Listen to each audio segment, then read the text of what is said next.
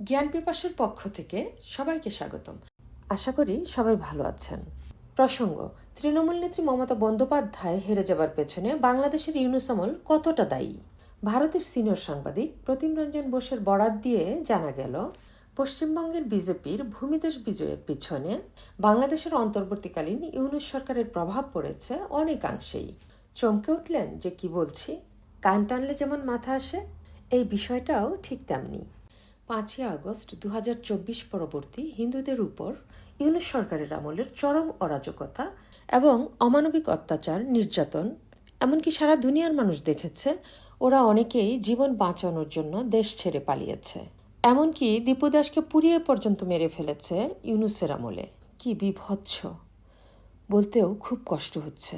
সাংবাদিক প্রতিম রঞ্জন বোসের ভাষায় যেটা নিয়ে আসল ক্ষোভের জায়গাটা, সেটা হচ্ছে একটা সরকার রোজ হাত পানির বলে যেত সব ঠিক আছে, সব অপপ্রচার, এবং তারা বলতো এটা জমির জন্য হয়েছে, ও হিন্দু, ও তো আওয়ামী লীগ করতো, ওই জন্য হয়েছে। সবাই জানে সত্যিটা কি, সবাই বোঝে সত্যিগুলো কি। একটা সরকার বসে বসে এটাকে কভার করেছে এবং তার বিরুদ্ধে যুক্তি দিয়েছে, গলা ফুলিয়ে বলেছে। সুতরাং সেই জায়গা থেকে এটা অবশ্যই ইম্প্যাক্ট করেছে। তিনি অকপটে এই কথাগুলো এভাবেই বলে গিয়েছেন। তিনি আরও বলেছেন, বাংলাদেশের হিন্দুদের অবস্থা নিয়ে অতীতে পশ্চিমবঙ্গের বাঙালি বা হিন্দুদের মাথা ব্যথা ছিল না। এমন নয় যে শেখ হাসিনার সময়ও কোনো ঘটনা ঘটেনি। অতীতে শেখ হাসিনার সময়ও হিন্দুদের উপর নির্যাতন হয়েছে।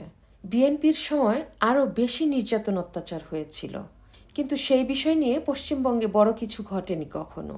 তার কারণ হিসেবে তিনি উল্লেখ করেন, ইনফরমেশনের আদান প্রদান কম ছিল, বাংলাদেশ নিয়ে উৎসাহ কম ছিল এবং অন্যান্য কারণও থাকতে পারে বলে তিনি মনে করেন। তিনি 2021 ও 2022 সাল আওয়ামী লীগের এমপি বাহারের নাম উল্লেখ করেছেন কুমিল্লার ঘটনাকে কেন্দ্র করে। এমপি বাহারের নেতৃত্বে পূজা ভেঙে ফেলেছিল এবং বলেছিল পূজা হচ্ছে জুয়া আর মদ খাওয়ার জায়গা, ইত্যাদি ইত্যাদি। ওখান থেকেই পশ্চিমবঙ্গের বিরুদ্ধ মতের প্রভাব শুরু হয় বলে তিনি দাবি করেন। তারপর ইউনূসের সময় ব্যাপকভাবে হিন্দু নির্যাতন ঘটেছিল এবং জঙ্গিবাদও পাকিস্তানের সাথে লাফালাফি করেছিল বলে মন্তব্য করেন। এসব নানান কারণে বাংলাদেশ যে পশ্চিমবঙ্গের জন্য একটা মারাত্মক সিকিউরিটি রিস্ক, এই কথাটা তাদের মাথার মধ্যে ঢুকেছে বলে বলেন তিনি।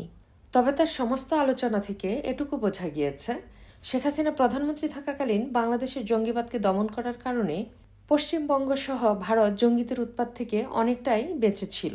এজন্যই শেখ হাসিনা মাঝে মধ্যে ক্ষমতায় থাকাকালীন সময়ে বলতেন, আমি ওদেরকে যা দিয়েছি ওরা আজীবন তা মনে রাখবে। কিন্তু বাংলার জনগণ ভাবত না জানি কত কিছু দিয়ে ফেলেছে, দেশটাকে দিয়ে ফেলেছে, এই দিয়েছে সেই দিয়েছে। আসলে তার কোনো কিছুই নয়। তবে শেখ হাসিনা খোলাসা করে বললে অনেক প্রোপাগান্ডার হাত থেকে বাঁচতে পারতেন, কিন্তু উনি তা করেননি। এর প্রমাণ একটু পর সেই সাংবাদিক কি বলেছেন সেটা আমি বলবো। সেখানে অনেক কিছুই ক্লিয়ার হয়ে যাবে। সাংবাদিক প্রীতম রঞ্জন বোসের ভাষায়, শেখ হাসিনাকে আমরা অ্যাডমায়ার করি। শেখ হাসিনার সরকার আমাদের সিকিউরিটির জন্যে, সেটা বাংলাদেশের ভালোর জন্যই করেছে সে, তাতে আমাদের সিকিউরিটি ঠিক থেকেছে। সেটার জন্য সে কিন্তু তাকে দেখা গেছে অ্যাক্টিভ। এই অ্যাক্টিভিটি বাংলাদেশের সব সরকারকে রাখতে হবে। যদি তা না রাখে তাহলেই সমস্যা হবে। আর কোনো দিকে কোনো সমস্যা নেই। ভারত বাংলাদেশের কাছে যেটা চায় তা হলো 90% চাওয়াটাই হলো সিকিউরিটি। এই সিকিউরিটির হেরফের হলেই সমস্যা। শেখ হাসিনার সরকার সিকিউরিটির দিক থেকে অবশ্যই ঠিক ছিলেন এবং তার কাজটা তিনি করেছেন। তারেক রহমানকে তার কাজটা করতে হবে।